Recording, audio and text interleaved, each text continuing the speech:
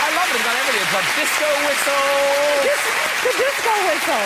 I love the disco. I haven't heard a disco whistle in 1,000 years. I know, they said that on the radio today when I was on the radio. They were like, a disco whistle. And now, if people miss the World Tour, there are a couple more chances to see you live.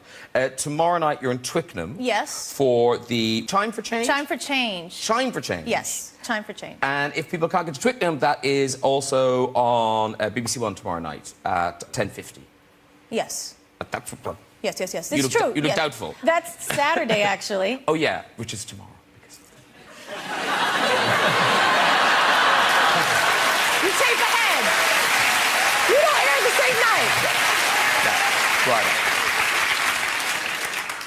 How popular time travel is. They're like, really different day. It's hilarious. Yeah. But then, in July 14th, you're in Hyde Park. I am. Now, is that just a Jennifer Lopez concert? No, I'm actually there. Lionel Richie and I will both be there that night. I guess it's part of a festival that happens in Hyde Park through the summer, yeah? Okay. I'm excited about it, yeah. actually. I'm doing more of a full show there, probably an hour and a half, something like that. Finish on time. That's my only tip to you. Okay. No, they do. Don't they? They come in and shut you down? Yeah, they just pull a plug. Yeah, I follow the rules pretty much. That's okay. Thank you. Good night. Yeah.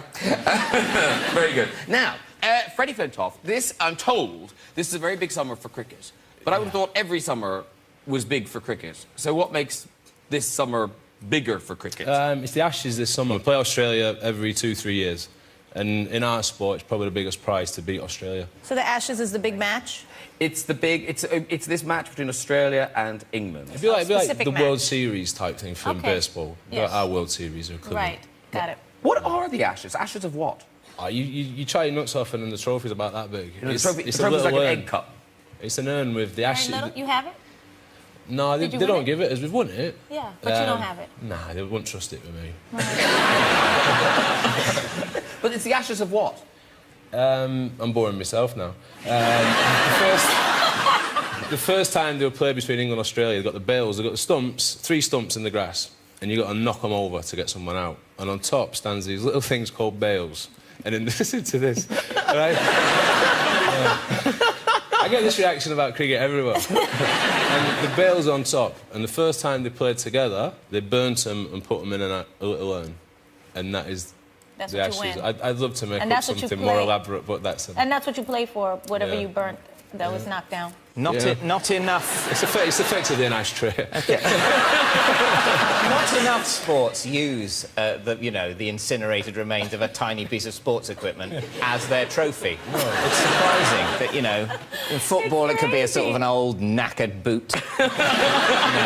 There's too much money in sport and not enough wrecked gear.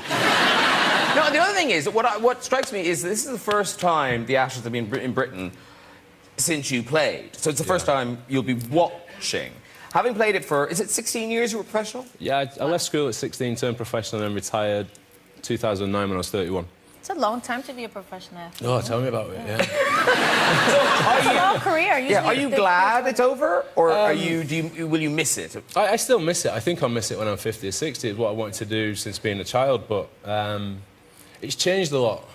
Because when I first started, it wasn't particularly professional in the mid-90s. There was no real training, and it was very much a social sport. You'd have a pint with the opposition afterwards, and you'd have about 9 more and then play.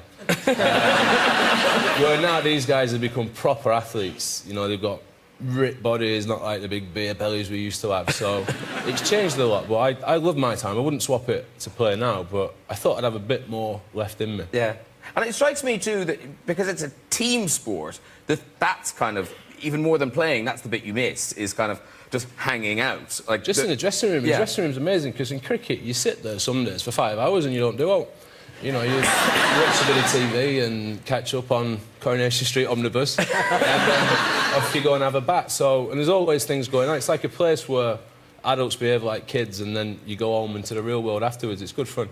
What was the time... Were you a young player when a ball did... Were you not wearing a box or something? No, a box is like a cup. In your clemmies. A jockstrap. Yeah, jockstrap, but it's like a protective. It's protective. Yes. Yeah, it protects. Yeah, it's like a cup. Like, yeah. I know exactly what you're talking about.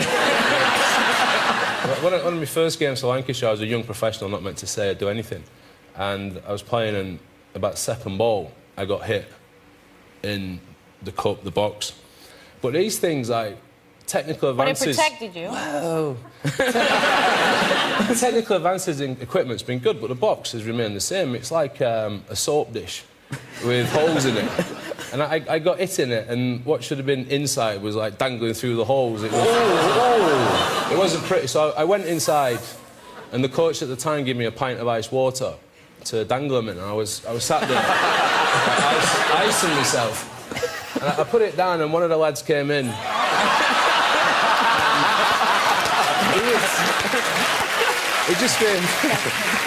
He'd just been doing some training, and he was a bit thirsty, a bit parched. He said, "Oh, Freddie, is that your water?" I said, "Oh, yeah." So, handed it to him, and refreshed himself. Oh. Disgusting. Did he comment as to the flavour? This is something about this water. There's something... It's infused with energy. Isotonic. Yeah. Now, the other thing, Freddie, is obviously you have this amazing kind of sporting legacy.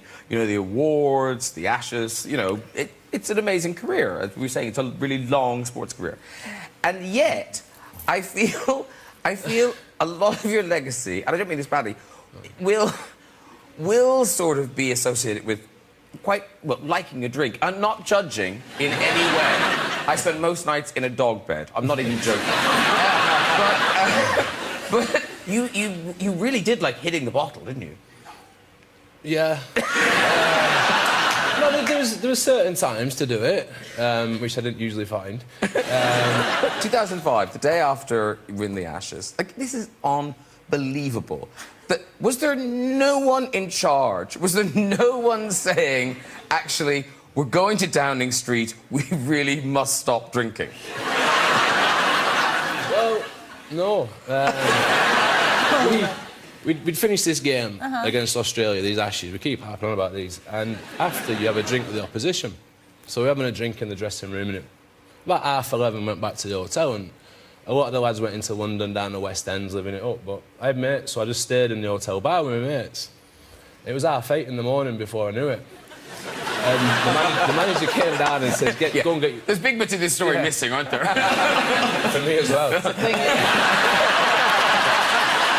Well, I went back to my room, and my wife was, she was slightly concerned, and she put me in a bath, and I thought, oh, it must have won yesterday, this is all right, isn't it? She put me in a blazer and tie and put me on a bus, and I thought I was going to school or something. I thought, what's going on? And we got on this bus and went through the streets of London, hundreds of thousands of people. I thought like the sales run at Selfridges, it's really busy. And then we went to 10 Downing Street. OK, we've got a picture of you arriving at 10 Downing Street. I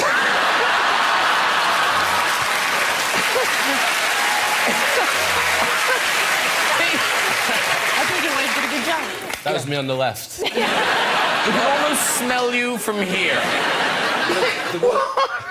The worst thing about it was, though, it does get worse. We was on the bus, we went to Lords after that, and about 8:30, I conked out on the bus, fell asleep.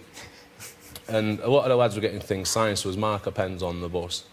And I was getting off, and one of my best mates, Steve Armisen, one of our teammates, as we were getting off the bus, he's put, like, his blazer over my head to shield me from, like, the photographers. It's like Michael Jackson or something. I've gone back to my room, and I've looked in the mirror, and I started wiping the mirror.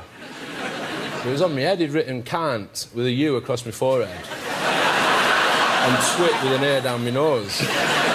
And that was picked up in all the papers the next day, so another really good day for the family. I think it was this picture that was in the papers the next day.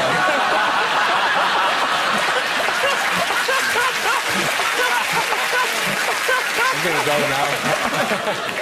Oh, my God. Oh, God.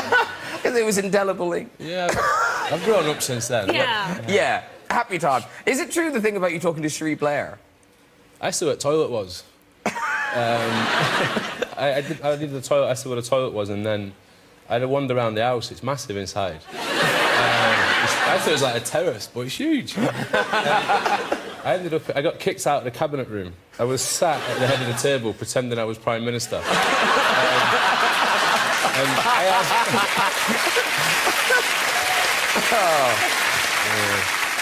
had my feet on the table. Saying, what about you, Home Secretary? And then the guard came and he says, all right, Fred, you've had your fun.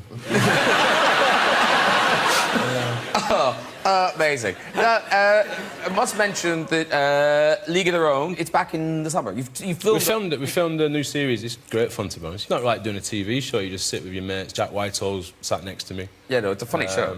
Yeah, we turn up at 4 o'clock in the afternoon and have wine club. And then go and do the show. It's great fun. He's much better behaved now. Yes, I see. His wine club. Used to be rum.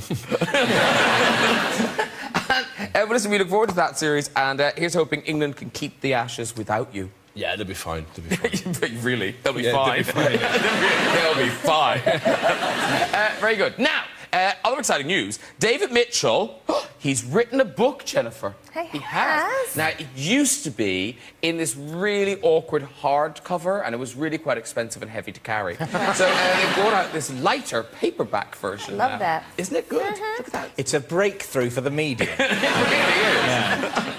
Yeah. Now, David, walking is kind of the basis of the book in a way, because you go and walk and then he sees things, they remind him of bits of your life and you tell your story that way. Yeah. But presumably when you walk around, you just get stopped all the time.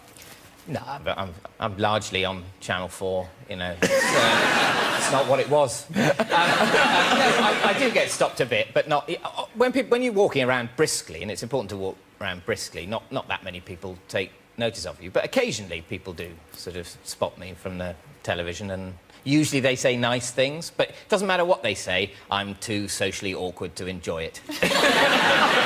Sort of, in general, every encounter I sort of go into feeling, oh, this is odd, other people are watching, I'm annoying people who haven't noticed me, you know, I'm not coming across as genuine, I'm overthinking this. It's very much a feminine trait. I definitely think it through, and then afterwards I think, oh, I wish I was a nicer person. They're all disappointed.